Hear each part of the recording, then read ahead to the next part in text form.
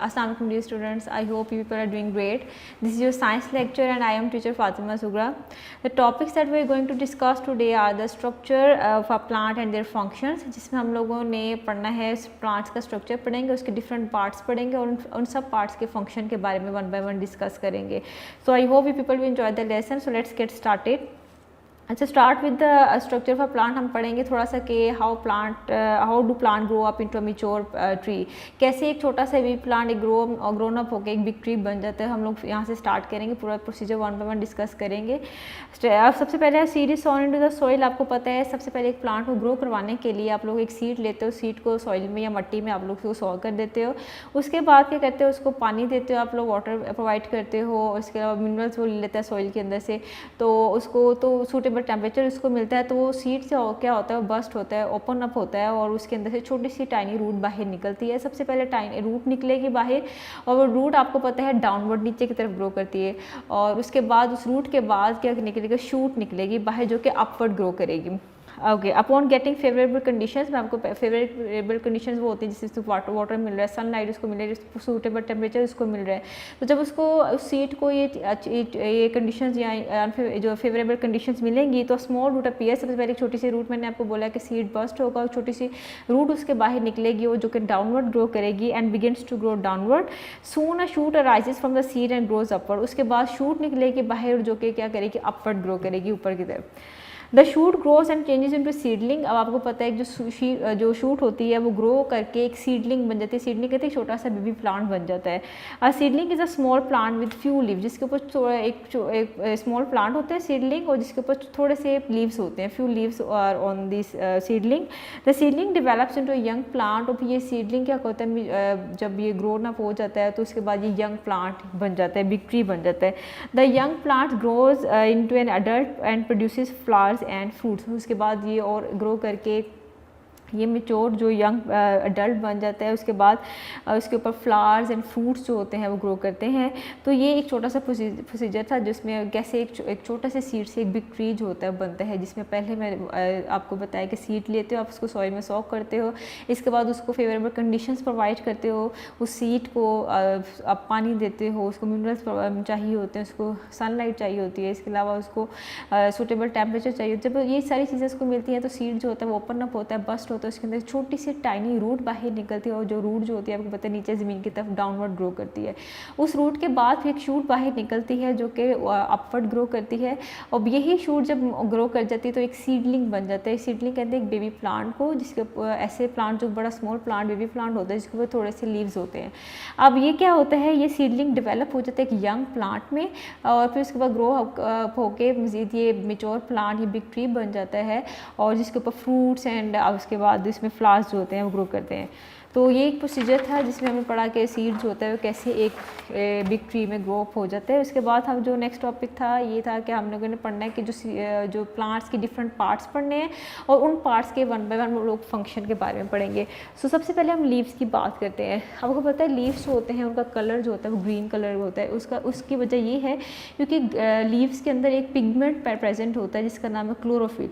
अब ये क्लोरोफिल जो होता है वो लीव्स को ग्रीन कलर प्रोवाइड करता है और ये बहुत इंपॉर्टेंट है इसलिए क्योंकि ये लीव्स को हेल्प करता है ताकि लीव्स जो है अपना खाना बना सके, फूड बना सके. हमने शायद बहुत अर्ली जब हमने चैप्टर स्टार्ट किया था यूनिट 1 तो हमने डिस्कस किया था कि प्लांट्स जो होते हैं ऑटोट्रॉफ्स होते हैं.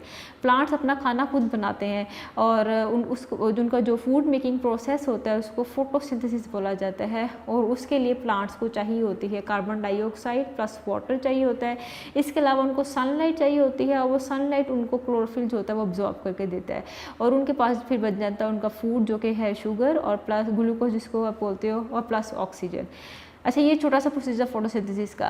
अब हम लीव्स की बात करें. लीव्स को बोलते हैं food factory of the plant. Plant की जो फूड फैक्ट्री होती है उसको लीव्स को बोला जाता है क्योंकि लीव्स ही एक ऐसा पार्ट है प्लांट का जिसके अंदर खाना बनता है, फूड बनता है प्लांट का.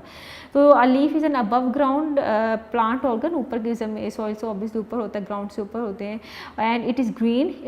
इसका जो मेन फंक्शन होता है लीव्स का फोटोसिंथेसिस होता है यानी फूड बनाना होता है प्लांट के लिए एंड एक्सचेंज ऑफ गैसेज. और वो गैसेज को एक्सचेंज करते हैं. जैसे मैं आपको बता रही थी कि फोटोसिंथेसिस के लिए प्लांट्स को कार्बन डाइऑक्साइड गैस चाहिए होती है और वो कार्बन डाइऑक्साइड गैस वो एयर में से लेते हैं, एटमोसफेयर से लेते हैं। अब वो प्लांट्स के अंदर कैसे जाती है? प्लांट्स के जो लीफ होते हैं ना स्टूडेंट्स, लीफ के ऊपर छोटे छोटे से उसके ऊपर ना पोर्स होते हैं, सुराख होते हैं, जिनको स्टोमेटा बोला जाता है। ये स्टोमेटा ओपन होते हैं और जो कार्बन डाइऑक्साइड वो अंदर चली जाती है और फोटोसिंथेसिस में हेल्प करती है। तो लीव्स के एक तो लीफ का एक तो हम पढ़े कि फोटोसिंथेसिस फूड बना रहा है, एक तो ये इंपॉर्टेंस है। एक तो इसकी ये इंपॉर्टेंस है कि लीव्स के ऊपर छोटे छोटे से पोर्स होते हैं, सुराख होते हैं, जिनको स्टोमेटा बोला जाता है, जिसके थ्रू जो होती है गैसेस जो होती हैं, कार्बन डाइऑक्साइड गैस जैसे फोटोसिंथेसिस में अंदर जा रही होती है और फिर फूड बनता है। तो ये जो होता है लीफ की एक तो ये इंपॉर्टेंस है कि ये गैसेस को एक्सचेंज करवाते हैं। जैसे रेस्पिरेशन में प्लांट्स को ऑक्सीजन चाहिए होती है, तो क्या होता है कि ऑक्सीजन इन स्टोमेटा के थ्रू अंदर जाती है और कार्बन डाइऑक्साइड बाहर निकलती है। फोटोसिंथेसिस में आपको पता है कि कार्बन डाइऑक्साइड अंदर जाती है और ऑक्सीजन जो होती है वो बाहर की तरफ निकलती है।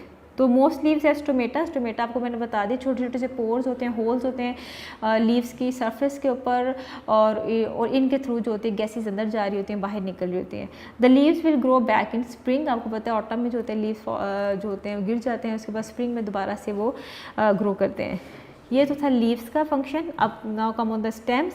स्टेम जो होते हैं it is grown above the ground, ये भी ग्राउंड के ऊपर होती है। Stem has many leaves, stem के ऊपर लीव्स होते हैं। Stem transports water and minerals to the leaves. आपको पता है कि जो रूट्स क्या करती हैं, पानी को अब्जॉर्ब करते हैं, या जो सॉइल में से वाटर को अब्जॉर्ब करती हैं।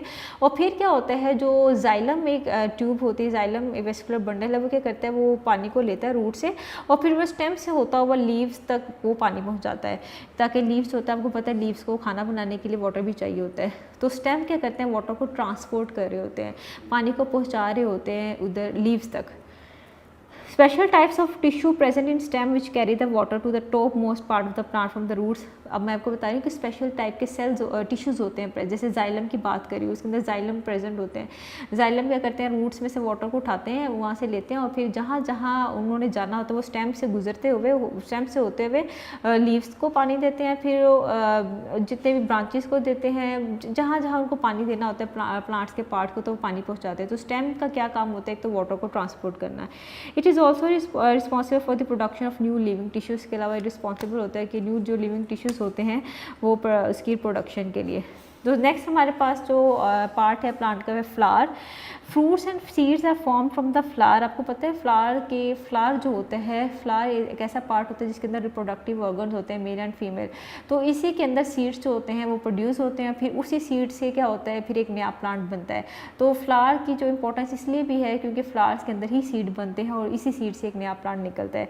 अब flower is a reproductive structure found in flowering plants. Flower के अंदर भी रिप्रोडक्टिव स्ट्रक्चर होता है, जिसमें मेल एंथर होता है, फीमेल स्टेमन होता है। तो क्या होता है, इसके अंदर वो जो रिप्रोडक्टिव जो स्ट्रक्चर प्रेजेंट होता है, जिसके ज़रिए वो क्या करते हैं, सीड को प्रोड्यूस करते हैं। इसमें जो फीमेल जो होता है, एंथर होता है, जो इसमें प्रेजेंट होता है फ्लावर के, मेल एंड फीमेल दोनों प्रेजेंट होते हैं। These have different sizes and beautiful colours. आपको पता है हर जो फ्लावर का डिफरेंट साइज होता है, डिफरेंट कलर होता है। And different insects are attracted by colourful flowers and help in pollination. और जो इंसेक्ट्स होते हैं वो आपको पता है, इंसेक्ट्स होते हैं फ्लावर से क्या करते हैं, अपना जूस लेते हैं आके, वहाँ पे नेक्टर होता है जो कि जूस होता है, प्रेजेंट होता है इसके अंदर फ्लावर के अंदर। और इंसेक्ट बटरफ्लाइज होगी, जितने भी इंसेक्ट्स होते हैं वो आते हैं, उसको सक करते हैं, तो वो क्या होता है, एक तो उनको और फिर इसके अलावा एक तो वहाँ से अपना फूड लेते हैं, इसके अलावा वो पॉलिनेशन में हेल्प करते हैं। जो सीड्स क्या होते हैं, सीड जो इसके अंदर फ्लावर के अंदर बनते हैं, जब इंसेक्ट्स आएंगे जूस को सक करने के लिए, तो जब वो जाते हैं तो उनकी बॉडी के ऊपर वो सीड्स या पोलन्स लग जाते हैं। तो फिर जहाँ जहाँ वो जाते हैं वहाँ जैसे उन्होंने मेल सीड्स को लिया, तो क्या करते हैं, फिर वो इसको बोलते हैं पॉलिनेशन, जिसमें क्या होते हैं, जो सीड्स होते हैं मेल से फीमेल की तरफ बॉडी दूसरे फ्लावर में जो फीमेल ऑर्गन है वहाँ तक जाते हैं, फिर वे इससे एक नया सीड बन जाता है। ओके, द नेक्स्ट है उसके बाद रूट्स है। Root is present under the ground. आपको पता है रूट्स होती हैं ज़मीन के नीचे, सॉइल के नीचे होती हैं। It's branches spread in different direction. उसकी जो ब्रांचेस होती हैं, आपको पता है रूट्स की ब्रांचेस होती हैं डिफरेंट डायरेक्शन में, हर डायरेक्शन में होती है रूट की branch. Roots absorbs water and minerals from the soil. Roots क्या करती हैं, जो मिनरल्स होते हैं सॉइल में, मिट्टी में जो मिनरल्स और वाटर होता है उसको एब्जॉर्ब करने में हेल्प करती हैं। इसके बाद there are many root hairs present on each root. जितने भी रूट हेयर्स होते हैं, रूट हेयर्स कहते हैं जो रूट्स के ऊपर ना रूट हेयर्स होते हैं, तब वो रूट्स का ना एरिया जो होते हैं वो सरफेस एरिया उसको बढ़ा देते हैं ताकि ज़्यादा से ज़्यादा पानी को अब्जॉर्ब किया जा सके। तो रूट हेयर्स क्या होते हैं, एक तो सरफेस एरिया ऑफ रूट्स को एक्सपेंड कर देते हैं, बढ़ा देते हैं ताकि ज़्यादा से ज़्यादा पानी को अब्जॉर्ब किया जा सके। और इन रूट हेयर्स की प्रोटेक्शन के ऊपर होते हैं रूट कैप्स होते हैं। तो रूट्स का काम होता है वाटर और जो जितने भी मिनरल्स होते हैं सॉइल के अंदर उनको अब्जॉर्ब करना। जो नेक्स्ट हमारे पास लास्ट पार्ट है वो है सीड्स। सीड्स मैं पहले ही बता चुकी हूँ कि सीड्स होते हैं फ्लावर या फ्रूट्स के अंदर बनते हैं। When a seed is sown into a soil, जब आप सीड को मिट्टी में दबा देते हो, सॉ कर देते हो, और new plants form from the seed, इसी सीड से एक नया प्लांट बन जाता है। Seeds are ripen into fruits. जब आप जैसे मैंगो अगर आप खाओ तो उसको जब आप खाते हो उसके अंदर से एक सीड बाहर निकलता है। तो जो सीड्स होते हैं वो राइप हुए होते हैं, राइपन होते हैं into the fruits. Some plants have one seed, कुछ प्लांट्स के अंदर एक ही सीड होता है जिसको मोनोकोट बोलते हैं, जैसे मैंगो है। और कुछ प्लांट्स के अंदर क्या होते हैं, 2 सीड्स प्रेजेंट होते हैं। अब उसको बोलते हैं डाइकोट्स। जैसे वाटरमेलन की बात करें तो उसके अंदर भी बहुत से सीड्स प्रेजेंट होते हैं, तो उनको डाइकोट बोला जाता है। 1 सीड जिसके पास उसको मोनोकोट, और जो 2 सीड्स होते हैं जिनके पास है मोर देन 2 उसको बोलते हैं डाइकोट। तो ये थे सीड्स के बारे में पढ़ा। आज हमने थोड़ा सा प्लांट्स की हमने स्ट्रक्चर के बारे में पढ़ा, उनके डिफरेंट प्लांट्स के डिफरेंट जो पार्ट्स हैं उनके बारे में डिस्कस किया। और उसके बाद हमने आई थिंक जो भी आज हमने पढ़ा it's clear to you. So I will see you in the next lesson. अल्लाह हाफिज़।